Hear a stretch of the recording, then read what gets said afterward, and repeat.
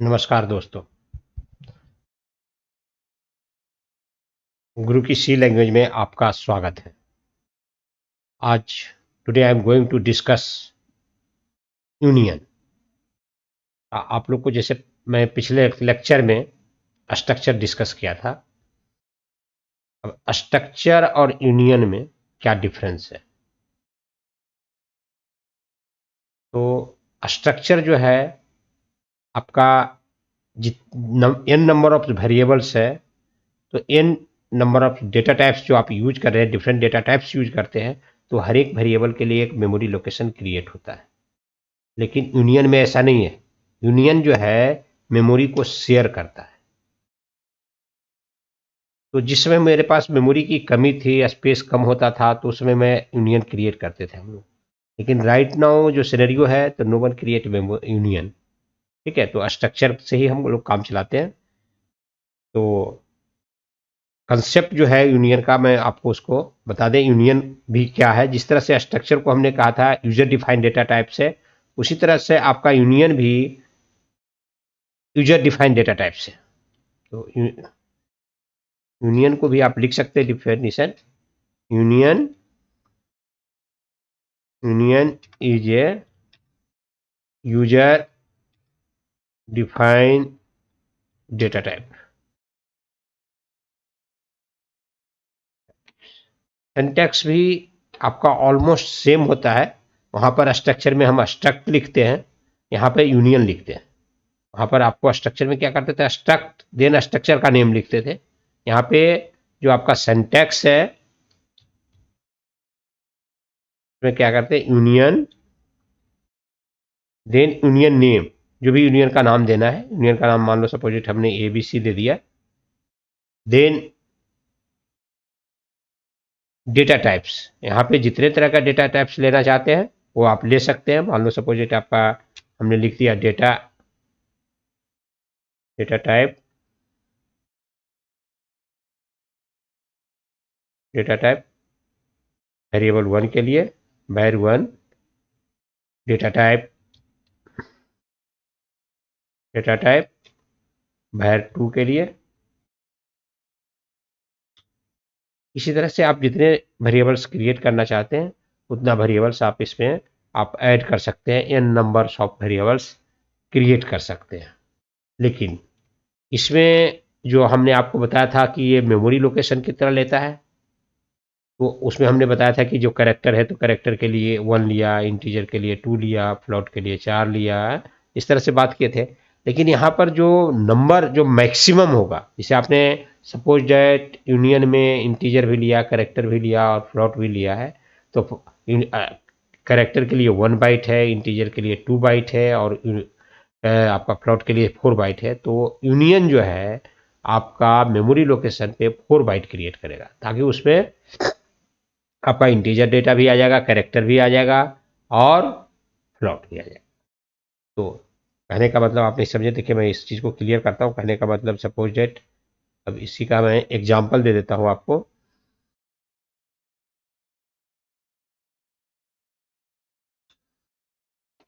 Union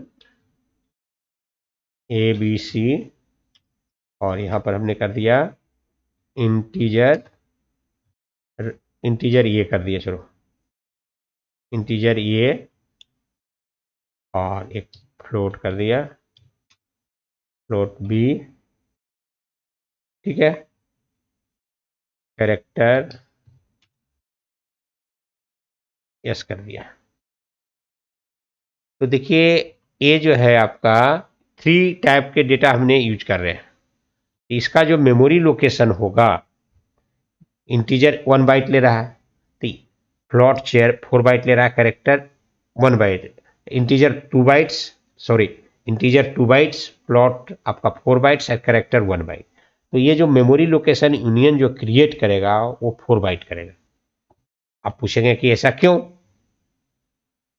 तो देखिए union memory location जो होगा,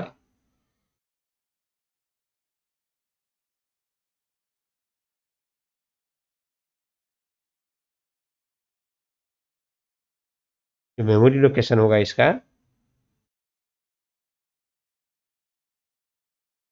तो 4 बाइट, 4 बाइट रीजन कि आपके इस 4 बाइट में इंटीजर भी आ जाएगा, कैरेक्टर भी आ जाएगा और फ्लोट भी आ जाएगा। तो ये एट ए टाइम इसमें यूनियन में एक समय में एक ही डेटा को एक्सेस कर सकते हैं, चारों डेटा को एक्सेस नहीं करेंगे, तीनों डेटा को एक्सेस नहीं करेंगे। तीन जो हमने लिया तो एक ही डेटा को, क्योंकि एक ही मेमोरी लोकेशन पर सारे डेटा स्टोर हो रहे हैं, और जो फाइनल लास्ट में जो डेटा देंगे उस डेटा को रिट्रीव करेगा वो। करने का मतलब सपोज ए की वैल्यू आपका 10 है, बी की वैल्यू आपका 20 है, ठीक है। तो एक ही मेमोरी लोकेशन पर, तो पहले मान लो इंटीजर के लिए ए लगाया, फ्लोट के लिए बी लगाया, तो बी में 20 दिया, तो ये 20 वैल्यू को आपको रिट्रीव करके दे देगा, ठीक है। तो this is the difference between union and structure. तो स्ट्रक्चर में जितने भी डेटा टाइप्स होंगे उसके हर एक के लिए आपको मेमोरी हमने क्रिएट करके दिखाया था, हर एक मेमोरी क्रिएट होता है, टोटल बाइट हमने दिखाया था। यहाँ पर यदि जो हमने मेमोरी यूनियन क्रिएट करेंगे तो ये क्या करेगा, ओनली 4 बाइट की मेमोरी बनाएगा। तो इससे आप सोचते हैं कि ये मेमोरी को शेयर करता है, ठीक है, मेमोरी को सेव करता है बट सक्सेस नहीं है। तो आज की डेट में no one use the union, but हमने आपको यूनियन का कंसेप्ट होता है इसलिए बता दिए। तो यूनियन का यदि जो आपसे डिफिनेशन पूछा जाए कि व्हाट इज यूनियन, तो union is a user defined data types है, ठीक है, स्टोर डिफरेंट डेटा टाइप्स, ठीक। तो आप इसको लिख सकते हैं। इसका इंपॉर्टेंस जो है कि ये मेमोरी को शेयर करता है, और इसका कुछ खास यूज नहीं है, अब आज के डेट में हम लोग नहीं कुछ करते हैं। अब इसी का मैं आपको प्रोग्राम बना देता हूं,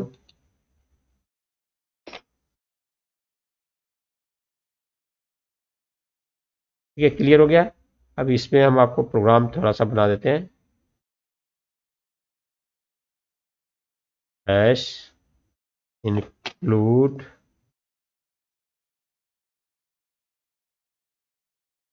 stdio.h, ठीक है, इंक्लूड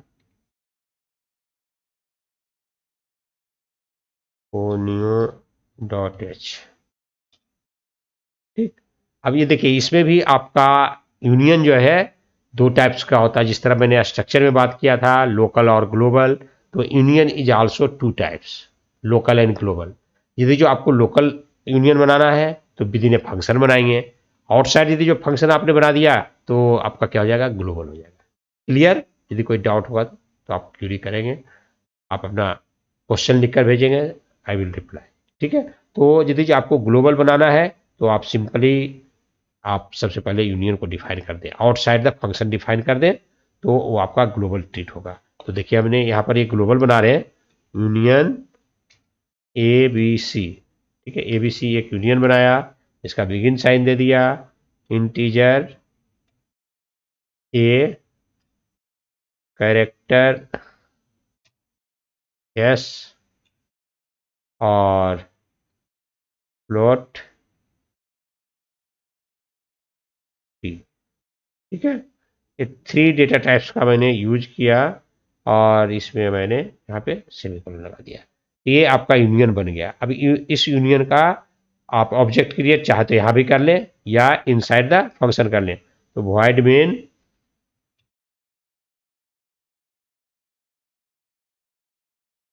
बिगिन साइन, और इसका जो आपका ऑब्जेक्ट बनाना है यूनियन ए बी सी का, ए बी सी आपका वेरिएबल हो गया आपका यू बना दिया, ठीक है, u1, ठीक, क्लियर, सेमीकोलन दे दिया। अब ये जो है डायरेक्ट इनपुट करवा लो वैल्यू को, या डायरेक्ट हम लिख दे रहे हैं u1.a इक्वल टू 10, ठीक है, और u1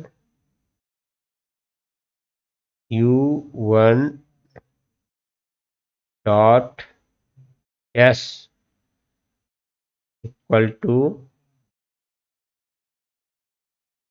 पी, ठीक है, ये करेक्टर हो गया। और u1 dot T equal to कर दिया 20। ठीक है, ये देखिए इतने डेटा को हमने डायरेक्ट इनिशियलाइज कर दिया।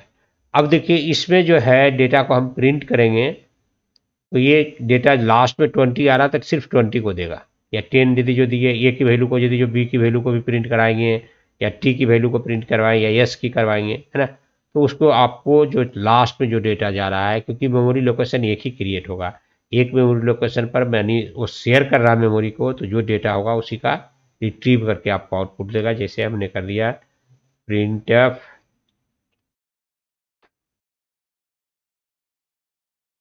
Value of value of A value of A, और इंटीजर है तो %d लगा दिया,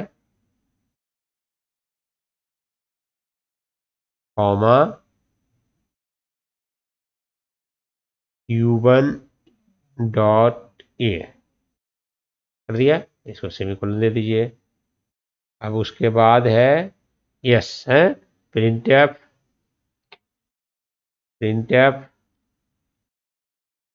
value of s value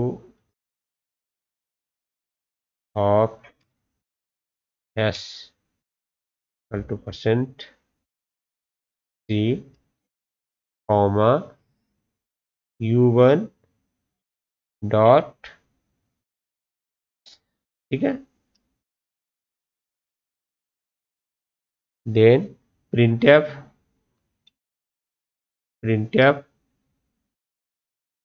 value of t value of t equal to %f, comma u1 dot t, और इसको हमने गेट ch कर दिया और इसे क्लोज कर दिया। ठीक है, अब देखिए ये गेट सी है, आप यहाँ पर इसको क्लियर स्क्रीन कर दो, CLRSCR क्लियर कर दिया। अब आप देखिए फाइल को सेव कर देते हैं, यूनियन का प्रोग्राम है, union.c। अब देखिए इस प्रोग्राम को रन करेंगे तो आपको जो आउटपुट मिलेगा 20 मिलेगा, ए की वैल्यू को भी 20 दे देगा। ठीक है, क्योंकि लास्ट डेटा जो हमारा आ रहा, तो Alt F9 कीजिए पहले, और रिवर्स। अच्छा,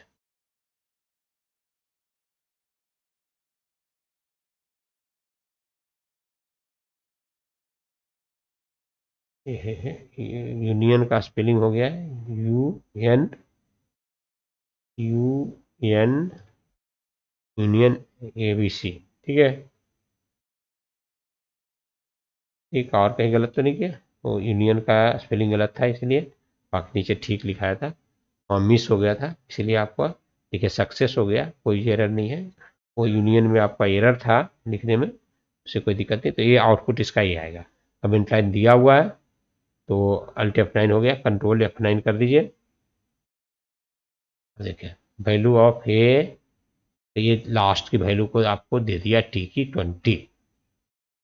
ठीक है, तो ये लास्ट वैल्यू आपको क्लियर कर दिया। ठीक, क्योंकि वो आपके डेटा को डिस्प्ले करेगा। ठीक है, लास्ट में जो डेटा है उसकी डेटा को आपको लेगा। आगे क्लियर समझ में आपको? तो एट ए टाइम यूनियन के अंतर्गत एक ही वैल्यू को एक्सेस करेंगे, कहने का मतलब ये है आपका। ठीक, तो इसको कमेंट लाइन कर दीजिए, इसको कमेंट लाइन कर दीजिए, जिसको भी करना है तो एट ए टाइम कोई एक वैल्यू को आप एक्सेस कर सकते हो यूनियन में, सारे वेरिएबल को एक्सेस नहीं कर सकते हो, ये कहने का मतलब ये है। क्लियर हो गया? आपको रन करके दिखा दिए। तो यदि कोई डाउट रहता है तो आप जरूर क्यूरी करें, और यदि आपको ईच एंड एवरी वर्ड आपको क्लियर होता है, समझ में आता है, चैनल को पूरा वॉच करें, और यदि सब कुछ समझ में आता है तो हमारे चैनल को सब्सक्राइब करना ना भूलें। ठीक है, सब्सक्राइब जरूर करें।